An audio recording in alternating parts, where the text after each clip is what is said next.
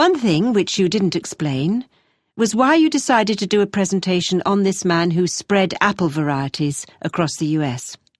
Well, ages ago, we were chatting about stuff we'd read as children, and I told Lee the Johnny Appleseed story. I had these American storybooks when I was small. Then when we were looking into the area of domesticated species of plants for our presentation, we realised that the introduction of the apple with the settlers in the US would be a good case study. And I remembered Chapman, so we looked up the real guy behind the legend. Right. I think that would have made a good intro. I thought it was too personal. Just a couple of minutes would have drawn your listeners in. Anyway, now a more serious point.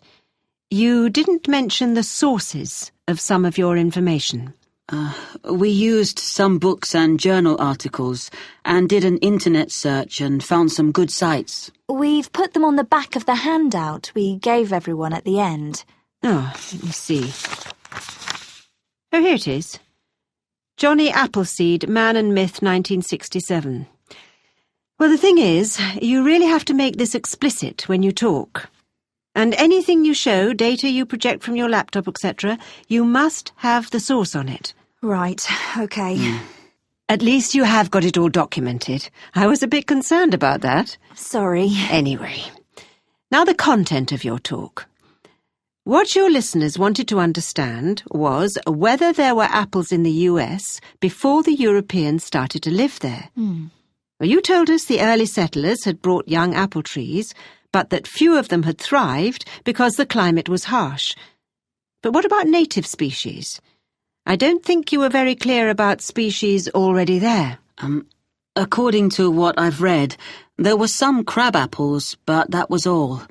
Everything that people now think of as traditional American apples was species that the Europeans either introduced or bred by chance. Because they tended to sow seeds rather than use grafting. Yes, quite. But what to me was fascinating, and I saw most members of your audience start to take notes, was when you discussed how the apple genes spread via the Silk Route into Europe from the wild apple woods of Kazakhstan. Yes, well, I'd like to have said more about the development of grafting in ancient China as a way of producing predictable varieties.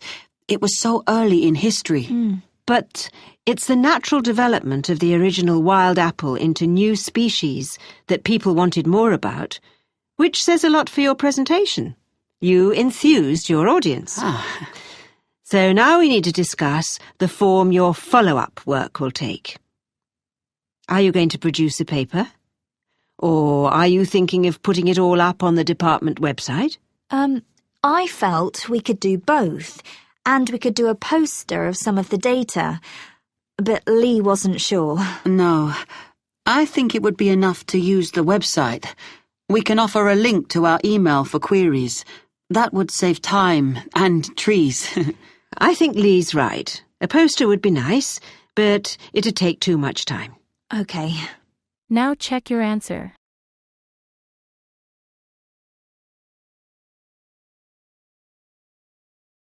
Now, I just want to give you a few pointers about the techniques of your presentation.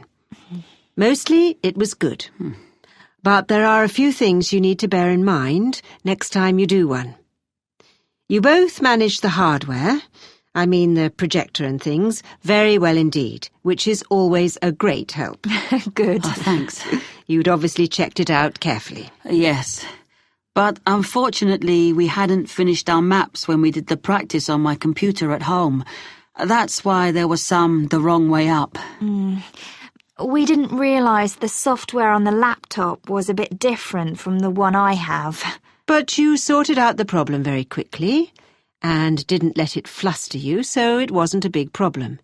We could all read the map when we needed to.